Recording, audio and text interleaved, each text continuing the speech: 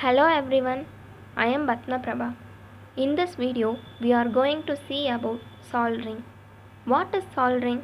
A soldering iron is a hand tool used to heat solder, usually from an electrical supply at high temperature above the melting point of metal alloy. As well as creating strong electrical joints, solder can also be removed using a desoldering tool. This soldering tool is made of insulated handle and heat-pointed metal iron tip. Soldering is mostly required wherever electrical components need to be connected to the printed circuit board. What metals are used? Filler metals used in the soldering are lead-based, which may consist of antimony, bismuth, copper, indium, tin or silver. Types of soldering. There are 10 types of soldering. They are hand soldering, flame soldering, furnace soldering, hot gas blanket soldering, dip soldering, wave soldering, laser soldering, resistance soldering, induction soldering, ultrasonic soldering.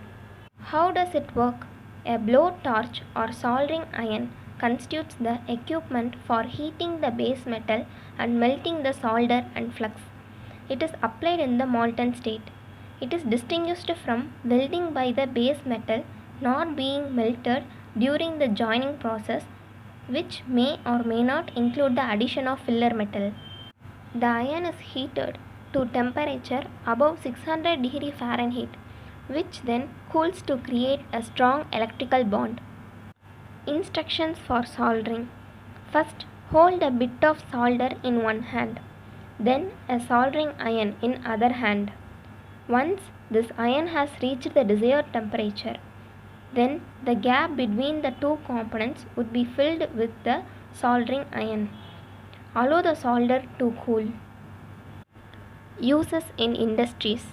Soldering is widely used in electrical industries for electrical connections such as joining copper to PCBs, used in the plumber to join copper pipes, joining stained glass, light sheet metal and heavy electronic soldering tools. Thanks for watching.